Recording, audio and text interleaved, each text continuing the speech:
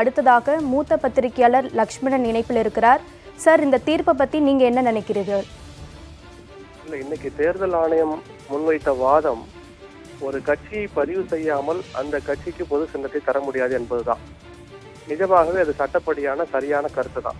தேர்தல் ஆணையம் இதை தாண்டி ஒரு கருத்தை சொல்லணும்னு நான் எதிர்பார்க்கல.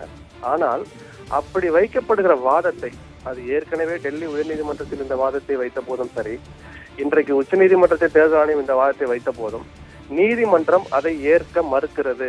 இதுதான் இங்க கவனிக்கப்பட வேண்டிய விஷயம். அதுதான் சட்டம்னா தினகரன் வக்கீலை பார்த்து நீங்க கட்சியை பதிவு பண்ணிட்டு போங்களேன் அப்படின்னு இதுவரைக்கும் எந்த நீதிமன்றமும் சொல்லல.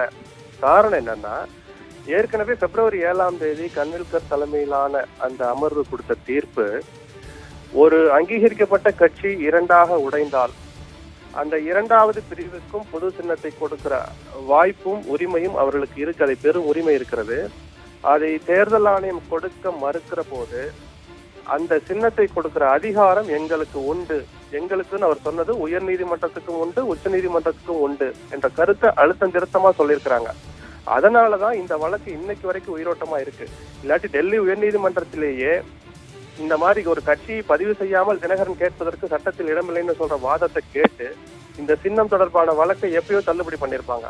ஆனால் இன்னைக்கு நீதிபதிகள் கோபத்தை காட்டுகிற அளவுக்கு இவருடைய வாதத்தில் வலு இருக்கிறது. தினகரன் தரப்பு வழக்கறிஞரிடம் வாதத்தில் வலு இருக்கிறது, உண்மை இருக்கிறது, அடிப்படை இருக்கிறதுங்கிறதுனாலதான் தங்களுடைய கோபத்தை காட்டி நாளை காலை முதல் வழக்காக எடுத்துக்கிறோம், உரிய ஆவணங்களோடு வாங்க, இப்படி பொறுப்பு இல்லாம நடந்துக்காதீங்க அப்படின்னு சொல்லியிருக்கிறாங்க. இன்னொரு கருத்தை பதிவு பண்ண விரும்புறேன். இது தினகரனுக்கான வழக்கு மட்டும் அல்ல.